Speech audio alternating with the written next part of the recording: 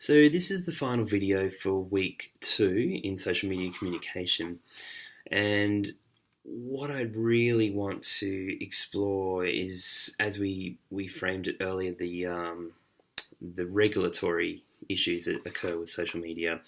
And so as such, this video is especially looking at social media's hidden power agents. So recently, the Australian Broadcasting Corporation was given permission to release the metadata of one of their journalists, Brett Ockenden, as an experiment to understand what the implications of metadata are. This was a response to the shift in local laws requiring internet service providers to retain data on each of their customers for up to 2 years. In the lead up to this regulation, there was much debate on what metadata is, how it can be manipulated, and how it could be used against the Australian citizens. The ABC experiment showed some alarming results of what can be concluded from seemingly harmless information. By observing Ockenden's data, much of which was produced when his phone connected to a communication tower, the public could work out where he works and lives, how he commutes, when he moved house, where his parents live, what flights he takes, and when he leaves the country, and some basic information about who he calls. The significant takeaway from the experiment suggests that most people are unclear about the trade-offs we agree to when using social media. As users, we need to be aware of what is happening in the background. For example, who is watching and what are they doing with our data. And to also ensure we are engaging in appropriate tools that protect our online activities. So this video is designed to deepen our understanding of the tension between social media and its use. Do they provide us with greater access, or are we surrendering our privacy to enable increased access? While broadly speaking, the general push or will is that social media is being created for the benefit of the public, a kind of public service. Social media is also being created as a response to a market which has increasingly incessant desire to take our everyday movements and place them on mobile platforms. According to Jeremy Hunsinger, this arrangement is problematic from 3 perspectives. First, the government are beginning to shift laws that are transforming once friendly driven internet practices into market-centered practices. This may mean you can be sued by corporations for the IP of content you originally created.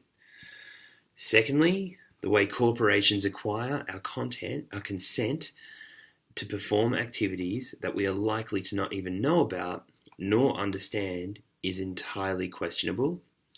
And thirdly, social media users are for the most part unaware of the infrastructures that facilitate social media use.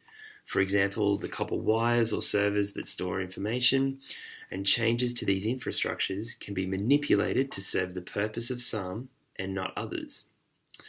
What is concerning about these issues is that they occur very slowly and the changes are often unnoticed. In the case of interface changes, users will react, but we usually find that they quickly become standardized practices. A classic example of this is whenever Facebook changed their interface. There is usually an almighty roar from users against such changes to their favorite site, but this is short-lived as they customize to the interface and continue to use the system as usual. The changes underneath are of consequence and require further investigation, and I'd refer to things like laws and consent as major contention issues here. We are also ruled by larger infrastructure organizations that decide to manage the protocols our social media platforms operate on. While many of these are designed to operate to ensure a free and open internet, they are managing multiple regions, cultures, and users, each of which have unique and specific perspectives on how the infrastructure should work. While these protocols have been established, maintaining their relevance is always tricky as new cultural uses and technologies emerge. As such, a section of the UN World Summit on Information Society, or WISIS, reaffirmed that all users are enabled to freedom of speech and expression. One of their key principles is, and I quote, "Everyone, everywhere should have the opportunity to participate, and no one should be excluded from the benefits the Information Society offers." That's the WISIS report in 2003. If we were to look at how Facebook uses algorithms to control which updates users are exposed to, we have a very simple example of how the WISIS concept of everyone having access to information can be construed and manipulated by vested interests. While we are using our social media platforms, some of us are aware of the data that is being generated and the fact that we have given consent to third-party platforms having access to that information. Are we, however, okay with that data being sold on to advertising agents, for example, or for researchers to gather information about our political opinions? Or are we okay that developers and designers are deciding which functionality we have access to before we even know what we want our technology to do for us? These are some of the issues we must think about and keep questioning as social media continues to develop and take over our everydayness.